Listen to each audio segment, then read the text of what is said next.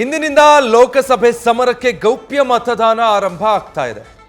85 ವರ್ಷ ಮೇಲ್ಪಟ್ಟವರು ಹಾಗೆ ವಿಶೇಷ ಚೇತನರಿಗೆ ಅಂಚೆ ಮೂಲಕ ಮತದಾನ ಚಲಾಯಿಸುವಂತಹ ವ್ಯವಸ್ಥೆಯನ್ನ ಚುನಾವಣಾ ಆಯೋಗ ಕಲ್ಪಿಸಿಕೊಡ್ತಾ ಇದೆ. 85 ವರ್ಷ ಮೇಲ್ಪಟ್ಟವರು ಮತ್ತು ವಿಶೇಷ ಚೇತನರಿಗೆ ಈ ಅವಕಾಶ. ಏಪ್ರಿಲ್ 18ರವರೆಗೆ ಮನೆಯಿಂದಲೇ ಗೌಪ್ಯ ಮತದಾನ ಮಾಡೋದಕ್ಕೆ ಅವಕಾಶ ಇರುತ್ತೆ. ಬೆಂಗಳೂರು ಉತ್ತರ, ಬೆಂಗಳೂರು ಕೇಂದ್ರ ಹಾಗೂ ದಕ್ಷಿಣ ಕ್ಷೇತ್ರದ ಮತದಾರರಿಗೆ ಈ ಅವಕಾಶ ಇದೆ. ಮನೆಯಲ್ಲಿ ಕುಳಿತು ಅಂಚೆ ಮೂಲಕ ಮತದಾನ ಮಾಡುವಂಥ ಸೌಲಭ್ಯವನ್ನು ಕಲ್ಪಿಸಿಕೊಡಲಾಗಿದೆ. ಈ ಎಲ್ಲ ಪ್ರಕ್ರಿಯೆ ವಿಡಿಯೋಗ್ರಫಿ ಮೂಲಕ ಕಡ್ಡಾಯವಾಗಿ ಸೆರೆ ಹಿಡಿಬೇಕು. ಡೀಟೇಲ್ಸ್ ಕೊಡ್ತಾರೆ ಪ್ರಗತಿ, ಲೈವ್ನಲ್ಲಿ ಜಾಯ್ನ್ ಆಗ್ತಾ ಇದ್ದಾರೆ. ಪ್ರಗತಿ, ಇವತ್ತಿನಿಂದ 18ನೇ ತಾರೀಕಿನವರೆಗೆ ಗೌಪ್ಯ ಮತದಾನದ ವ್ಯವಸ್ಥೆ ಕಲ್ಪಿಸಲಾಗಿರೋದು. ಯಾವ ರೀತಿಯ ವ್ಯವಸ್ಥೆಗಳನ್ನು ಮಾಡಿಕೊಂಡಿದ್ದಾರೆ, ಜೊತೆಗೆ ಒಟ್ಟು ಮತದಾರರ ಸಂಖ್ಯೆ ಹಾಗೆ ನೋಂದಣಿ ಆಗಿರುವಂಥವರ ಬಗ್ಗೆ ಏನಾದರೂ ಮಾಹಿತಿ ಸಿಗ್ತಾ ಇದೆಯಾ?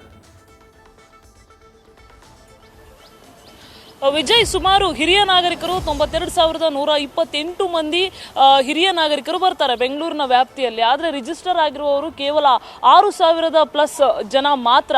ಸೊ ಯಾರೆಲ್ಲ ರಿಜಿಸ್ಟರ್ ಆಗಿರ್ತಾರೆ ಅವರಿಗೆ ಮಾತ್ರ ಇಲ್ಲಿ ಮತದಾನ ಮಾಡುವಂತಹ ಅವಕಾಶ ಇರುತ್ತೆ. ಅಂದರೆ ಆಲ್ರೆಡಿ ನಿಮಗೆ ಗೊತ್ತಿರೋ ಹಾಗೆ 12D ಫಾರ್ಮನ್ನು ಬಿಟ್ಟಿರ್ತಾರೆ. ಆ ಅರ್ಜಿಯನ್ನು ಯಾರು ಸಲ್ಲಿಸಿರ್ತಾರೆ ಅಂತಹವರಿಗೆ ಮಾತ್ರ ಮನೆಯಲ್ಲಿ ಅಂದರೆ ಅಂಚೆ ಮೂಲಕ ಮತದಾನ ಮಾಡುವಂತಹ ಈ ಒಂದು ಅವಕಾಶ ಸಿಗುವಂಥದ್ದು. ಸೊ ಇವತ್ತಿನಿಂದ ಏಪ್ರಿಲ್ 18ನೇ ತಾರೀಕಿನವರೆಗೂ ಕೂಡ ಬೆಂಗಳೂರಿನ 3 ಲೋಕಸಭಾ ಕ್ಷೇತ್ರ ಅಂದರೆ ಬೆಂಗಳೂರು ಸೆಂಟ್ರಲ್ ಆಗಲಿ, ನಾರ್ತ್ ಆಗಲಿ, ಸೌತ್ ಆಗಲಿ, ಈ 3 ಲೋಕಸಭಾ ಕ್ಷೇತ್ರದ ಅಷ್ಟು ಅಂದರೆ ಅಂಚೆ ಮತದಾನ ಸೌಲಭ್ಯವನ್ನು ಪಡ್ಕೊಂಡಿರುವಂತಹ ಮತದಾರರಿಗೆ ಈ 6 ದಿನಗಳ ಕಾಲ ಮತದಾನ ಮಾಡುವಂತಹ ಅವಕಾಶ ಇರುತ್ತೆ. 6 ದಿನದಲ್ಲಿ ಯಾವತ್ತು ಅವರ ದಿನ ಅಂದರೆ ಯಾವತ್ತು ಬರ್ತೀವಿ ಅಂತ ಸಂಬಂಧಪಟ್ಟಂತಹ BLO ಆಫೀಸರ್ಗಳು ನಿಗದಿ ಮಾಡಿರ್ತಾರೆ.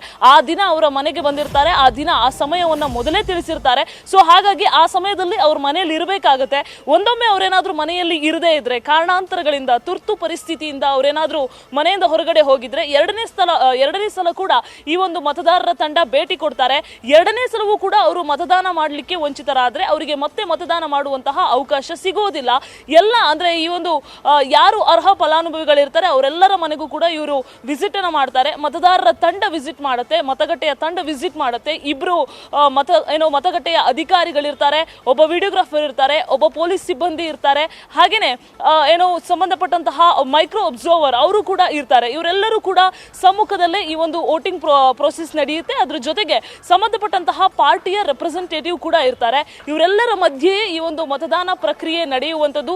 ಸದ್ಯ ನಾನೀಗ ಚಾಮರಾಜಪೇಟೆಯ ಈ ಒಂದು ಮತಗಟ್ಟೆಯ ಇಲ್ಲಿಂದ ಎಲ್ಲರೂ ಕೂಡ ಅಂದ್ರೆ ಈ ಒಂದು ಮತಗಟ್ಟೆಯಿಂದ ಎಲ್ಲರೂ ಕೂಡ ಡಿವೈಡ್ ಆಗ್ತಾ ಹೋಗುವಂಥದ್ದು. ಅಧಿಕಾರಿಗಳಿಗೆ ಇಲ್ಲಿ ಸೂಕ್ತವಾದಂತಹ ಒಂದಷ್ಟು ಇನ್ಫಾರ್ಮೇಶನ್ ಅನ್ನ ಕೊಡಲಾಗುತ್ತೆ. ಅಂದ್ರೆ ಯಾವ ರೀತಿಯಾಗಿ ಮತದಾನ ನಡಿಬೇಕು, ಗೌಪ್ಯ ಮತದಾನ ಹೇಗಾಗಬೇಕು, ಅದು ಎಲ್ಲೂ ಕೂಡ ಲೀಕ್ ಆಗಬಾರ್ದು, ಆ ಒಂದು ವಿಚಾರದ ಬಗ್ಗೆ ಒಂದಷ್ಟು ಇನ್ಫಾರ್ಮೇಶನ್ ಅನ್ನ ಕೊಡ್ತಾ ಹೋಗ್ತಾರೆ.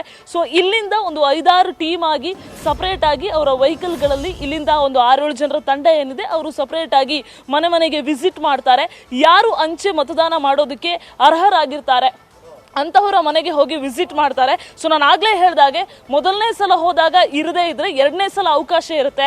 ಎರಡನೇ ಸಲ ಹೋದಾಗ್ಲೂ ಕೂಡ ನಿಮಗೆ ಮತದಾನ ಮಾಡಲಿಕ್ಕೆ ಆಗಲಿಲ್ಲ ಅಂದ್ರೆ ಅವರು ಮತದಾನ ಮಾಡುವಂತಹ ಅವಕಾಶವನ್ನೇ ವಂಚಿತರಾಗ್ತಾರೆ. Vijay, okay, thank you Pragathi.